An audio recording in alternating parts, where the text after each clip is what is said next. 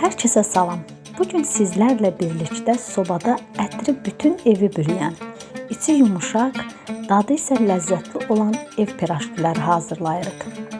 Əgər siz də evdə asan və mükəmməl nəticə verən reseptlər axtarırsınızsa, videonu sona qədər izləyin və kanalıma abunə olmağı unutmayın. İlk olaraq xəmirimizi hazırlayıram. Bunun üçün qaba əvvəlcədən ölçüb hazırladığım 6 stəkan unu əlavə edirəm. Ardınca 1 xörək qaşığı quru maya, 1 xörək qaşığı duz, 1 xörək qaşığı şəkər tozu və 3 xörək qaşığı duru yağ əlavə edib əlimlə yaxşı qarışdırıram. Sonra xəmirin apardığı qədər ilıq su əlavə edərək xəmiri yoğururam. Xəmir yoğrulub elastik hala gələndə yapışmaması üçün azca un əlavə edirəm. Hazır olan xəmiri örtüb təxminən 1 saat mayalanmasını gözləyirəm. Bu hissə vacibdir ki, piraşkilərimiz gözəl qabarsın.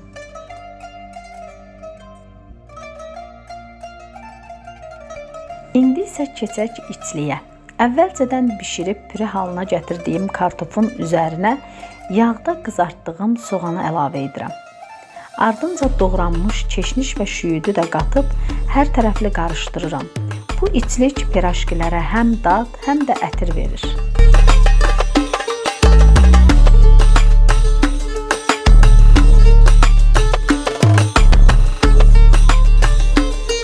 Xəmir mayalanandan sonra onu 2 hissəyə bölürəm və kiçik kündələr düzəldirəm. Kündələrin üzərini dəsmalla örtüb təxminən 10 dəqiqədə mayalanmağa qoyuram.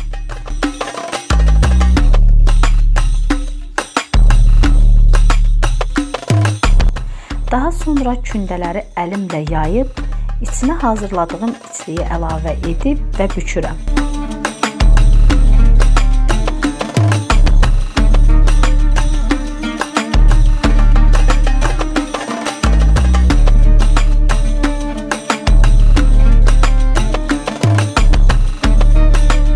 Piraşkilərin üzərinə parlaq rəng versin deyə bir yumurtanın sarısını yaxşıca çalıb soba listinə düzdüyüm piraşkilərin üzərinə çəkirəm.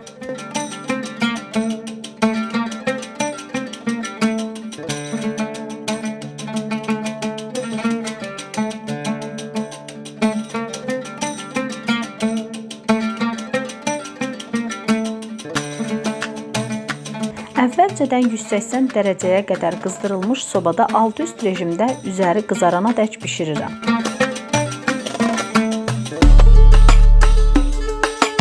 Və nəticə mükəmməl qızarmış, içi yumuşaq, ətri isə iştah açan piraşkilər.